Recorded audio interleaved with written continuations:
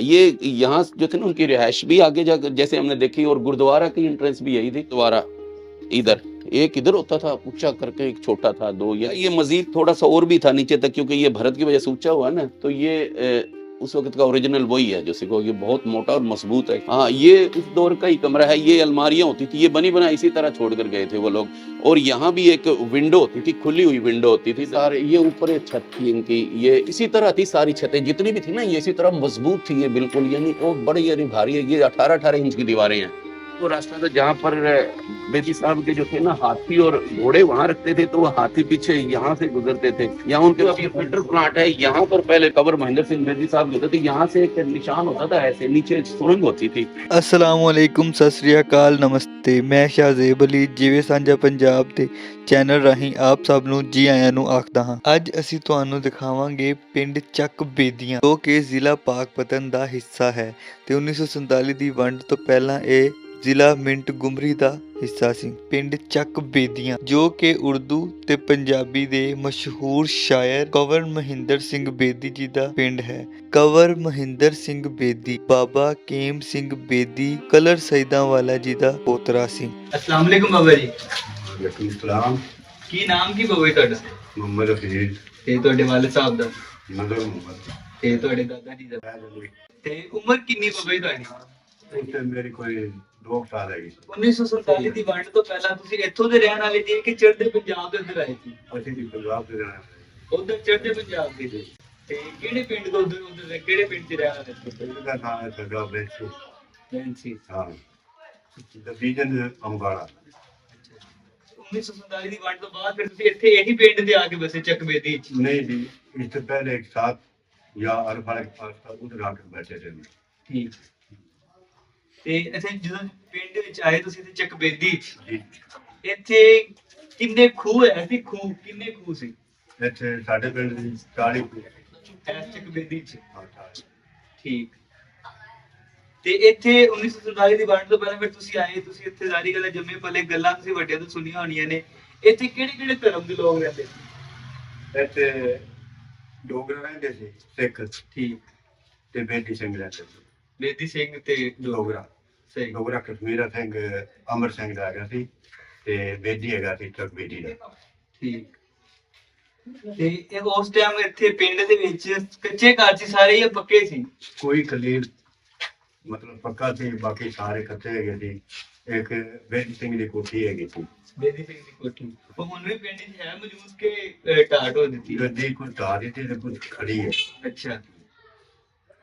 ਤੇ ਤੁਸੀਂ ਇੱਥੇ ਫਿਰ ਆ ਕੇ ਇੱਧਰ ਦੇ ਜਿਹੜੇ ਲੋਕ ਪਹਿਲੇ ਮੁਸਲਮਾਨ ਰਹਿੰਦੇ ਸੀ ਉਹਨਾਂ ਕੋਲ ਗੱਲਾਂ ਗੁੱਲਾਂ ਸੁਣੀਆਂ ਹੋਣੀਆਂ, ਕਿਵੇਂ ਦਾ ਰਹਿਣ ਸਹਿਣ ਸੀ ਸਿੱਖਾਂ ਤੇ ਮੁਸਲਮਾਨਾਂ ਦਾ, ਕਿਉਂਕਿ ਪਹਿਲੇ ਦੇ ਇਕੱਠੇ ਰਹਿੰਦੇ ਸੀ ਇੱਥੇ? ਅਕਸਰੀਅਤ ਇੱਥੇ ਮਤਲਬ ਸਿੱਖਾਂ ਦੀ ਹੈਗੀ ਸੀ, ਮੁਸਲਮਾਨ ਜਿਹੜੇ ਸੀ ਨਾ ਹਾਂਜੀ, ਉਹਨਾਂ ਦੇ ਖੰਡੇ ਹੈਗੇ ਸੀ। ਸਹੀ, ਘੱਟ ਸੀ। ਉਸ ਤੋਂ ਬਾਅਦ ਵੰਡ ਤੋਂ ਬਾਅਦ ਕੋਈ ਸਿੱਖ ਆਏ ਪਿੰਡ ਵੇਖਣ ਆਪਣਾ ਪੁਰਾਣਾ? ਆਏ ਸੀ। ਉਹਨਾਂ ਨੇ ਆ ਕੇ ਤਾਂ ਮਤਲਬ ਪੁੱਛਿਆ ਦੱਸਿਆ ਹੋਇਆ ਜਾਂ ਕੋਈ ਪੁਰਾਣਾ ਆਪਣੇ ਪਿੰਡ ਦਾ ਕੋਈ ਪੁਰਾਣਾ ਬੰਦਾ ਹੁੰਦਾ ਹਯਾਤ ਨਹੀਂ ਹੁੰਦਾ, ਕੋਈ ਬੰਦੇ ਦਾ ਨਾਮ ਜਿੰਦੀ ਸਿੱਖਾਂ ਦੇ ਨਾਲ ਸਾਂਝ ਸੀ ਤੇ ਉਹ ਲੋਕ ਉਹਨੂੰ ਮਿਲਣ ਆਏ ਹੋਣ? ਮੇਰੇ ਖਿਆਲ ਕਿ ਤੇਲੀ ਹੈਗੇ ਸੀ। ਅੱਛਾ, ਤੇਲੀ ਸੀ ਇੱਥੋਂ। ਅੱਛਾ ਸਰ, 1947 ਦੀ ਵੰਡ ਤੋਂ ਪਹਿਲਾਂ ਦੀ ਤੁਸੀਂ ਇੱਥੇ ਦੇ ਰਹਿਣ ਵਾਲੇ ਜੀ कि उधर इधर माइग्रेट हो गए थे? नहीं, हम तो असल में मेरे पेरेंट्स जो थे ना हमारे, वो माइग्रेट होकर आए थे हरियाणा से। जी। तो हमारे से पहले जो थे ना यहाँ पर, जैसे कि आपको पता है बेदी वगैरह यहाँ रहते थे, फैमिली थी पूरी जो काफी तकरीबन 200-250 साल से तकरीबन यहीं रहते थे। और जो उनके ज्यादा जो मशहूर जो शख्सियत थी वो थी कंवर मोहिंदर सिंह बेदी जी जी, जो कि बेदी सहारा जिन्हें कहते हैं, कि शायर हैं पंजाबी के, बहुत बड़े, उर्दू के नाते वगैरह भी लिखी हैं नबी पाक सल्लल्लाहु अलैहि वसल्लम पर उनकी, यानी काफी अच्छी है। वही मोहम्मद पे मुसलमान का अजारा तो नहीं, वो जो है ना उनकी शेर है, बड़ा मशहूर है कि हो जाए इश्क किसी पे से तो कोई चारा तो नहीं, एक मोहम्मद पे मुसलमान का अजारा तो नहीं, ये उन्हीं के है। और मतलब वो आते भी रहते थे, बाद में मैंने उनको देखा भी है। 1986 में आई थिंक वो आए थे, उसके बाद वो 2-4 साल में फोत हो गए थे। और 1900 उनसे जो जहाँ तक बात हुई थी ना उस वक्त जो बात करते थे, 1905 या ऐसी कुछ उनकी बर्थ थी। तो वो फिर, और उस वक्त वो स्टूडेंट के यहाँ से, जैसे कि उनके बुक है वो यादों के जश्न या इस किस्म का कुछ है, इस किस्म का है। उसके अंदर उन्होंने जिक्र भी किया है कि यहाँ पर, और वो मेरे ख्याल क्लास फेल होते जो पाकिस्तान के साबिक वज़ीर आज़म मोहम्मद अली, चौधरी मोहम्मद अली, वो बताया करते थे कि उस वक्त उन्होंने बताया था कि मेरे जो थे ना ये जो ये CSS का एग्जाम वगैरह की जो तैयारी हाँ जी, की हाँ थी, जी। कहने लगे उन्होंने मेरे साथ ही की थी, जी वो ठीक। बताया करते थे। तो फिर वो मतलब यहाँ से चले गए, तो वो एक मारूफ शायर भी थे, और इसके अलावा यहाँ जो, चूंकि वो स्टैब्लिश इसमें आ गए थे, ब्यूरोक्रेसी में हो गए थे, हाँ जी। मजिस्ट्रेट भी थे, यानी ये कह सकते हैं आप चीफ जस्टिस थे। और मोंटगोमरी जो साहिवाल था हमारे हाँ उस जी, हाँ जमाने जी, में, मोंटगोमरी। हाँ, उसमें भी ये उस वक्त यहाँ के भी थे जस्टिस थे। ठीक। ਤੇ ਉਸ ਵਕਤ ਤੋਂ ਹੁਣ ਤੱਕ ਦੀ ਕੋਈ ਨਿਸ਼ਾਨੀ ਮੌਜੂਦ ਹੈ ਆਪਣੇ ਪਿੰਡ ਦੇ ਵਿੱਚ, ਗੁਰਦੁਆਰਾ ਜਾਂ ਕੋਈ ਮਤਲਬ ਕਿ ਜਿਵੇਂ ਪੁਰਾਣੀ ਮਸਜਿਦ ਸੀ ਉਹਨੂੰ ਦੁਬਾਰਾ ਤਬਦੀਲ ਕੀਤਾ ਹੈ, ਗੁਰਦੁਆਰਾ ਜਾਂ ਕੋਈ ਖੂਹ ਅੱਜ ਵੀ ਕੋਈ ਮੌਜੂਦ ਹੈ ਆਪਣੇ ਪਿੰਡ 'ਚ? ਇੱਥੇ ਉਹਨਾਂ ਦੀ ਉਹ ਮੁਕੱਦਸ ਇਬਾਦਤ ਗਾਹ ਵੀ ਸੀ ਇੱਥੇ, ਕਿਉਂਕਿ ਉਹ ਜਦੋਂ ਜਸਟਿਸ ਸਾਹਿਬ ਆਏ ਸੀ ਨਾ, ਇੱਕ ਪਿਛਲੇ ਦਿਨੋਂ 2006 ਚ ਵੀ ਆਏ ਸੀ ਇੱਕ ਜਸਟਿਸ ਸਾਹਿਬ ਸੀ, ਉਹਨਾਂ ਦੇ ਗਾਲਿਬਨ ਉਹ ਪੋਤੇ ਸੀ, ਠੀਕ। ਉਹਨਾਂ ਨੂੰ ਟੂਰ ਕਰਾਇਆ ਸੀ, ਤੇ ਉਹ ਕਹਿ ਰਹੇ ਸੀ ਕਿ ਇਹਨਾਂ ਮੈਂ ਉਹਨਾਂ ਨੇ ਬੜਿਆ ਕੁਝ ਸੁਣਿਆ ਸੀ, ਕਦੇ ਬਚਪਨ ਚ ਆਏ ਸੀ, ਉਹਨਾਂ ਨੇ ਉੱਥੇ ਪਿਕਚਰ ਕਿ ਉਹ ਕਹਿੰਦੇ ਸੀ ਇਹ ਜਗ੍ਹਾ ਸੀ ਨਾ ਜਿਹੜੀ ਸਾਡੀ ਮਸਜਿਦ ਦੇ ਨਾਲ, ਹਾਂਜੀ। ਜਿਹੜਾ ਪ੍ਰਾਇਮਰੀ ਸਕੂਲ ਸੀ ਉਹ, ਤੇ ਇਸ ਤੋਂ ਇਲਾਵਾ ਇਹ ਸੀ ਇੱਥੇ ਸੀ 6-7 ਮੰਜ਼ਿਲਾ ਇਮਾਰਤ ਹੁੰਦੀ ਸੀ ਇਹ ਪਿੱਛੇ, ਜਿਹੜੀ ਹੁਣ ਤੇ ਮਤਲਬ ਉਹ ਗਿਰਾ ਦਿੱਤੀ ਹੈ। ਉਹ ਮੈਂ ਵੀ ਵੇਖੀ ਹੈ ਵੈਸੇ, ਕਿਉਂਕਿ ਉਹ 1982-83 ਚ ਉਹ ਮਤਲਬ ਗਿਰਾਈ ਗਈ, ਤਕਸੀਮ ਹੋ ਗਈ ਜੀ, ਲੋਕਾਂ ਨੇ ਆਪਣਾ ਆਪਣਾ ਹਿੱਸਾ ਜਿਵੇਂ ਲਿਆ। ਇਸ ਤੋਂ ਇਲਾਵਾ ਇੱਥੇ ਹੁੰਦਾ ਸੀ ਪਾਣੀ ਦਾ ਇੱਕ ਪਨਘਟ ਹੁੰਦਾ ਸੀ, ਇਹ ਜਿਹੜਾ ਅੱਜ ਕੱਲ੍ਹ ਜਿਹੜੇ ਵਾਟਰ ਫਿਲਟਰ ਪਲਾਂਟ ਲੱਗਿਆ ਹੋਇਆ, ਹਾਂਜੀ ਹਾਂਜੀ। ਇਹਦੇ ਸੜਕ ਤੋਂ ਪਾਰ ਨਾ ਖੂਹਾਂ ਹੁੰਦਾ ਸੀ, ਉਹ ਅਸੀਂ ਵੀ ਵੇਖਿਆ, ਯਾਨੀ ਪਾਣੀ ਆਉਂਦਾ ਸੀ ਤੇ ਆਖਰੀ ਦਿਹਾੜਿਆਂ ਸੀ ਹੋ ਸਕੇ ਤੋਂ ਫਿਰ ਉਹ ਬਾਹਰ ਮਤਲਬ ਉਹ ਬੰਦ ਕਰ ਦਿੱਤਾ। ਤੇ ਥੱਲੇ ਇੱਕ ਸੁਰੰਗ ਹੁੰਦੀ ਸੀ, ਇੱਥੇ ਵੀ ਸੁਰੰਗ ਸੀ ਇੱਕ, ਉਹ ਯਾਨੀ ਅਸੀਂ ਸੁਰੰਗ ਤੇ ਵੇਖੀ ਲੇਕਿਨ ਜਾ ਕੇ ਨਹੀਂ ਵੇਖਿਆ, ਉਹ ਕਹਿੰਦੇ ਸੀ ਗੁਰੂ ਚ ਜਾ ਕੇ ਨਿਕਲਦੀ ਹੈ ਅੱਗੇ, ਕਿਉਂਕਿ ਉਹਨਾਂ ਦੇ 24 ਗਾਂਵ ਸੀ। ਠੀਕ। ਜਿਵੇਂ ਆਪਣੇ ਤੇ ਉਹ ਥਾਣੇ ਦੇ ਸੁਰੰਗ ਹੁਣ ਵੀ ਹੈ ਕਿ ਉਹ ਪੂਰੀ ਗਈ? ਟੁੱਟ ਗਈ ਹੈ, ਲੇਕਿਨ ਇਹ ਨਿਸ਼ਾਨ ਹੈ ਇੱਥੇ, ਉਹਨੇ ਵੀ ਉਹਦਾ ਬਣਿਆ ਹੋਇਆ ਨਿਸ਼ਾਨ ਇੱਕ ਹੈ। ਇੱਥੇ ਉਹ ਕਹਿੰਦੇ ਸੀ ਜੀ ਉਹ ਕਾਫੀ ਜਗ੍ਹਾ ਸੀ, ਠੰਡੀ ਜਗ੍ਹਾ ਕਰਕੇ ਨਾ ਉਸ ਜ਼ਮਾਨੇ 'ਚ ਬੈਠਦੇ ਸੀ।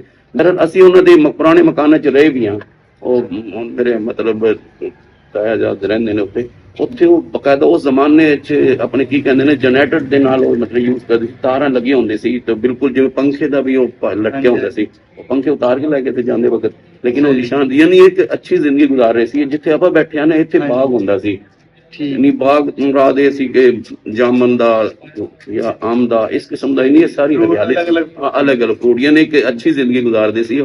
ਇੱਥੇ ਪਿੰਡ 'ਚ ਸੁਣਿਆ ਕਿ ਅਖਾੜਾ ਵੀ ਹੈ ਸੀ। ਅਖਾੜਾ ਸੀ, ਇਹ ਜਿੱਥੇ ਹੈ ਨਾ ਇਹ ਮਸਜਿਦ ਦੇ ਸਾਹਮਣੇ ਕਰਕੇ ਇਹ ਜੋੜ ਹੈ ਜਿਹੜਾ ਹੁਣ ਤੇ ਬੰਦ ਹੋ ਗਿਆ, ਉਹ ਜੋੜ ਥੋੜਾ ਬਹੁਤ ਰਹਿ ਗਿਆ, ਨਿਸ਼ਾਨੀ ਵੀ ਹੈ। ਇੱਥੇ ਕਾਫੀ ਨੀਚੀ ਜਗ੍ਹਾ ਹੈ, ਉਹ ਅਸੀਂ ਵੀ ਵੇਖੀ ਹੋਈ, ਉਸ ਵਕਤ ਕਾਫੀ ਨੀਚੀ ਸੀ, ਚੱਕਲੇ ਨੇ ਤੇ ਪਾਣੀ ਛੱਡ ਦਿੱਤਾ। ਉਹ ਪਹਿਲੇ ਖੁਸ਼ਕ ਹੁੰਦੀ ਸੀ ਨਾ, ਜਿਹੜਾ ਇਹ 1982-83 ਤੋਂ ਬਾਅਦ ਇਹ ਹੋ ਗਿਆ ਇਹ ਸੁੱਤਿਆ, ਉਸ ਤੋਂ ਪਹਿਲੇ ਉਹ ਕਾਫੀ ਨੀਚੀ ਜਗ੍ਹਾ ਸੀ, ਉਹ ਬਹੁਤ ਬੜਾ ਇਸੇ ਤਰ੍ਹਾਂ ਲੱਗਦਾ ਸੀ ਜਿਵੇਂ ਸਟੇਡੀਅਮ ਜਿਹਾ ਹੁੰਦਾ। ਇੱਟਾਂ ਤੇ ਨਹੀਂ ਬਣੇ, ਲੇਕਿਨ ਇਸ ਤਰ੍ਹਾਂ ਸੀ ਕਿ ਨੀਚੇ ਜੋ ਉੱਥੇ ਉਹ ਖੇਡਦੇ ਸੀ, ਕਿਉਂਕਿ ਪਿਛਲੇ ਦਿਨੋਂ ਅਸੀਂ ਬਾਰਡਰ ਤੇ ਗਏ ਸੀ ਵੈਸੇ ਹੀ ਯਾਨੀ ਟੂਰ ਤੇ, ਉੱਥੇ ਉਹ ਸਿੱਖ ਮਿਲੇ ਸੀ ਬਾਬੇ ਪੁਰਾਣੇ, ਉਹ ਕਹਿੰਦੇ ਸੀ, ਉਹਨਾਂ ਨੂੰ ਜਾਂਦੇ ਹੀ ਪੁੱਛਿਆ ਸੀ ਸਾਡੇ ਕੋਲ ਕਿ ਉਹ ਜਗ੍ਹਾ ਹੈ, ਜਿਹਦੀ ਜਗ੍ਹਾ ਤੇ ਹੁਣ ਉਹ ਅੱਧੀ ਰਹਿ ਗਈ, ਕਹਿੰਦਾ ਉੱਥੇ ਕੋਡੀ ਹੁੰਦੀ ਸੀ ਤੇ ਉੱਥੇ ਇੱਕ ਬੜ ਹੁੰਦਾ ਸੀ, ਇੱਥੇ ਬਹੁਤ ਬੜਾ ਬੜ, ਉਹ ਵੀ ਮਤਲਬ ਪਿਛਲੇ ਦਿਨੋਂ ਮਤਲਬ ਗਿਰਾ, ਉਹ ਪੁਰਾਣਾ ਸੀ, ਸਦੀਆਂ ਪੁਰਾਣਾ ਸੀ, ਯਾਨੀ ਉਹ ਬੜ ਉਸ ਦੇ ਥੱਲੇ ਯਾਨੀ ਹੁੰਦੇ ਸੀ, ਤੇ ਮੇਲਾ ਲੱਗਦਾ ਸੀ ਸਾਲਾਨਾ। ਉਹ ਮੇਲੇ ਦਾ ਕੋਈ ਨਾਮ ਸੁਣਿਆ ਹੈ?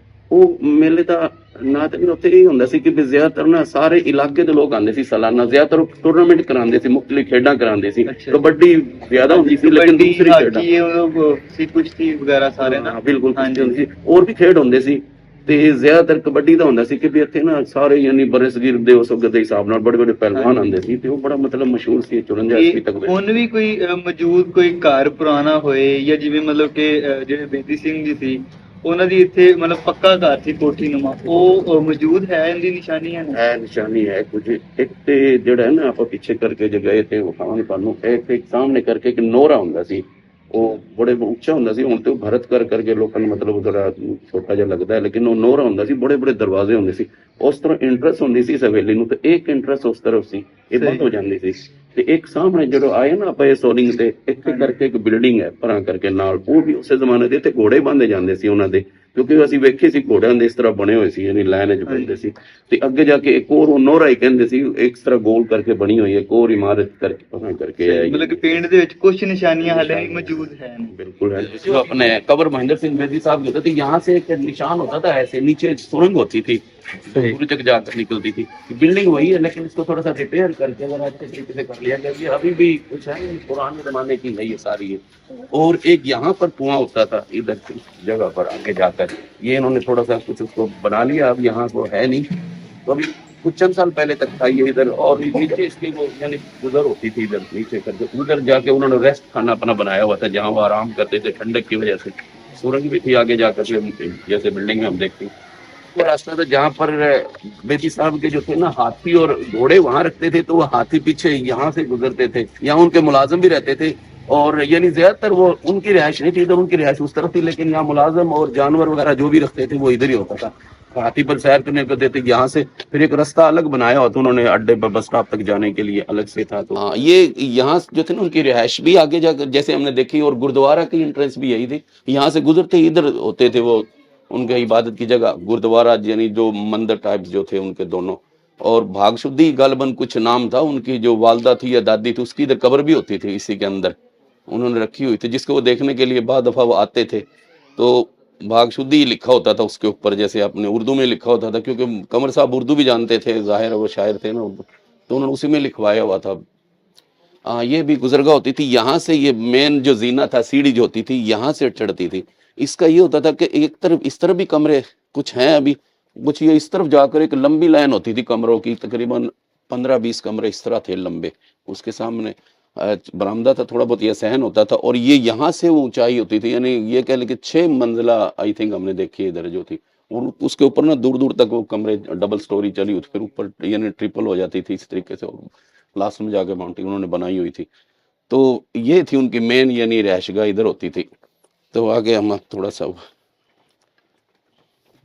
ये सारी इमारत वही है, ये तकरीबन सारी अंदर इनके उस तरफ से चले पड़ते। द्वारा इधर एक इधर होता था ऊंचा करके, एक छोटा था, दो यानी वो उसके अंदर थे। ये खुली जगह थी लेकिन कमरे थे इधर, ठीक। रिहाइश भी उनकी इधर ही करके थी साइड में, लेकिन यहाँ पर था वो दोनों जो मंदिर से बने होते थे, जो मंदिर कहते हैं गुरुद्वारा जो उनका था। तो यहाँ से क्योंकि इधर से दरमियान से गुजर करके वो इधर ही बैठ के करते थे पूजा पाठ जो भी करते थे कुछ। ये पीछे वाली जो जगह थी ना, ये उन्हीं कहते यानी दालान कहते थे उसको, और एक बड़े कमरे को। और ये इधर भी है, ये ऐसे था ये असल में।